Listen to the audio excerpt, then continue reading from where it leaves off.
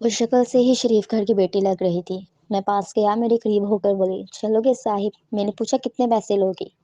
کہنے لگی، آپ کتنے دیں گے؟ میں نے اس کی نیلی سی آنکھوں میں جھانک کر دیکھا، وہ بے بس سی تھی۔ میں نے بولا، آؤ کار میں بیٹھو۔ وہ ڈر رہی تھی۔ کہنے لگی، کتنی آدمی ہو؟ میں نے کہا، ڈرو نہیں، میں اکیلا ہی۔ وہ خاموش بیٹھی رہی، پھر کہنے لگی، آپ مجھے سگریٹ سے اذیت تو نہیں دو گے؟ میں مسکرایا، بالکل بھی نہیں۔ پھر اس نے ایک لمبی سانس بھری، آپ میرے ساتھ کوئی ظلم تو نہیں کریں گے نا؟ اب چاہے مجھے 500 کم دے دینا، لیکن میرے ساتھ پورا نہ کرنا پلیز۔ وہ بہت خوبصورت تھی، معصومیت اس کی باتوں سے ٹپک رہی تھی، پھر بھی خدا جانے کہ وہ جسم بیچنے پہ مجبور تھی۔ وہ نہیں جانتی تھی میں کون ہوں۔ میں نے پوچھا، کھانا کھایا؟ کہنے لگی، نہیں، میں ہوٹل کے سامنے کار رکی، ہوٹل والا مجھے جانتا تھا۔ اس نے جلدی سے کھانا پیک کیا، مجھے دیا۔ میں کار میں بیٹھ کے آ کر میں اپنے آفس کی طرف چل دیا۔ کیونکہ دھیان نے دروازہ کھولا، میں کار پارک کی۔ رات کے 11 بج رہے تھے، سب اپنا اپنا کام کر رہے تھے۔ وہ مسلسل میری طرف دیکھے جا رہے تھے۔ میں نے کہا، پلیٹ میں ڈالا۔ اسے کہا، ہاتھ دھو لو۔ کہنے لگی، میں نے نہیں کھانا۔ میں نے پیار سے کہا، ڈرو نہیں، کچھ نہیں ہوگا۔ وہ ہاتھ دھو کر آئی، میرے سامنے کرسی پہ بیٹھ گئی اور کھانا کھانے لگی۔ جب کھانا کھا لیا تو کچھ کھانا بچ گیا۔ کہنے لگی، یہ میں گھر لے جا سکتی ہوں؟ میں مسکرایا، بالکل بھی نہیں۔ وہ چپ ہو گئی، برقع اتارنے لگی۔ میں نے کہا، رک جائیں، میرے پاس آ کر بیٹھ جائیں۔ وہ حیران تھی، میری آنکھوں میں دیکھ کر بولی، جلدی سے اپنا کام کریں، مجھے واپس چھوڑ کر آئیں۔ میں نے کہا، نہیں، پوچھوں گا کیوں کرتی ہو ایسا؟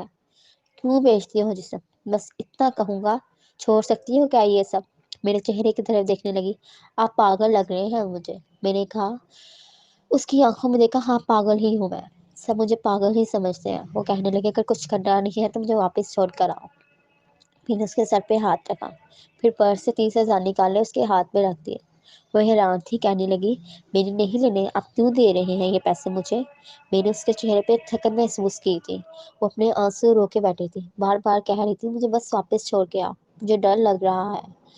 میں نے اسے اس بات کا یقین دلایا، ڈرنے کی کوئی بات نہیں ہے۔ اچھا بتاؤ نا، درد دیا ہے نا زندگی نے؟ یہ سننا تھا کہ اس کی آنکھیں نم ہو گئی تھی، جیسے کوئی قیامت گر گئی ہو۔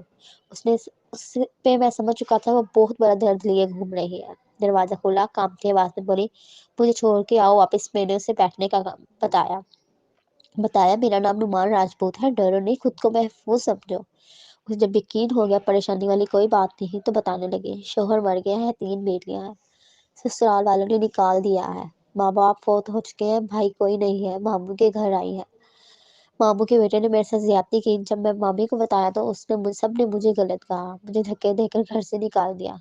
دور کے رشتے دار نے ایک بڈھے سے میری شادی کروائی، اس کے بھی بچے تھے، اس کے بچوں نے مجھے بہت ذلیل کیا اور وہ شوہر بھی پھر فوت ہو گیا۔ بیٹیوں کے لیے در بدر لیے بھٹک رہی تھی، نہ چھت تھی نہ روٹی، بھوک کا افلاس تھی۔ سڑک پہ کھڑے تھے، ایک صاحب آئے، کہنے لگے، 1 گھنٹے کے 5,000 دوں گا۔ نہ چاہتے ہوئے ماں کی ممتا حالات کی ستائی ہوئی، کیا کرتی، آخر چل دی۔ اب ہر روز جسم بیچتی ہوں، کرائے کا گھر لیا ہے، بیٹیوں کو اکیلا چھوڑ کر آتی ہوں، کیا کروں؟ بہت بار سوچا خودکشی کر لوں، لیکن بیٹیوں کو دیکھ کر ہمت نہیں ہوتی۔ وہ رو رہی تھی، میں زمانے کی بے حسی محسوس کر رہا تھا۔ اس کے سر پہ ہاتھ رکھا، اسے کہا، نعمان آج سے تمہارا بھائی ہے، تم اپنی بیٹیوں کو لو اور میرے آفس کے اوپر والے روم میں شفٹ ہو جاؤ۔ یقین نہیں کر پا رہی تھی، کھانے میں بٹھایا، اس کے گھر پہنچا، بیٹیاں سوئی ہوئی تھی، بہت پیاری تھی، گود میں اٹھایا، دل کو سکون ملا۔ مسلسل روئے جا رہی تھی، مجھے کہنے لگی، آپ فرشتے ہیں، آپ کون ہیں؟ میں اسے اپنے آفس لے آیا، وہ دعائیں دینے لگی، جھولی اٹھا کر نہ جانے کتنی دعائیں دیتی رہی۔ میں نے اسے کہا، جا کر سو جائیں۔ اپنے آفس میں آ گیا، میرے سامنے سے وہ چہرہ گزرا جو ایک لڑکی اپنے شوہر سے جھگڑا کر رہی تھی، اسے کہہ رہی تھی، مجھے طلاق چاہیے، تم تو میری قدر ہی نہیں کرتے، اپنا گھر جلا رہی تھی۔ اپنی بیوقوفی کی وجہ سے وہ بیچاری کیا جانے زمانے کی تلخیاں ہوتی ہیں، زمانے کا ڈسنا کیا ہوتا ہے۔ میں بتانا چاہتا ہوں اپنا گھر جان بوجھ کر جانے والی لڑکیوں کو، طلاقیں لینا آسان ہے، اس کے بعد جینا موت ہے۔ کبھی ساس کا رونا، کبھی نند کا سیاپا، کبھی جٹھانی سے لڑائی یا گھر کی بات، اس کا ہرگز مطلب نہیں طلاق لینا یا گھر لینا، گھر اجارنا ہوتا ہے۔ کم عمر میں ہی میرے سر کے بال سفید ہو گئے۔ ہزاروں آنکھوں کے آنسو دے کر اپنے گھروں کو آباد رکھو، خدا کی قسم ایک وقت آتا ہے، نہ بھائی ہاتھ پوچھتے ہیں نہ سگی بہنیں، سب وقت کے ساتھ چہرے پہ نقاب بدل لیتے ہیں۔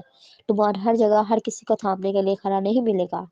ہاں، میری قلم شاید کسی کو بربادی سے پہلے بچا لے، ہم سفر کیسا بھی ہے وہ تمہاری ڈھال ہے۔ شادی کے بعد سگے بھائی سے خرچہ لینا بھی بھیک مانگنے جیسا لگتا ہے۔ میری باتیں وہ عورت سمجھ سکتی ہیں جس پہ ایسا کچھ گزرا، ہم سفر جیسا بھی ہے وہ تمہارا لباس ہے۔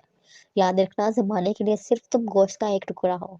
زمانے گزرے، مدت ہوئی جب رشتوں کا پاس رکھا جاتا تھا، اب رشتوں سے کھیلا جا سکتا ہے، ہوس پوری کی جا سکتی ہے، پھر پھینک دیا جاتا ہے۔ ہاں قسمت میں لکھا ہم بدل نہیں سکتے، لیکن قسمت خود لکھ بھی سکتے ہیں۔ صبر برداشت چھپ کر نہ جانے کتنی عورتیں صرف اسی لیے گھر جائیں۔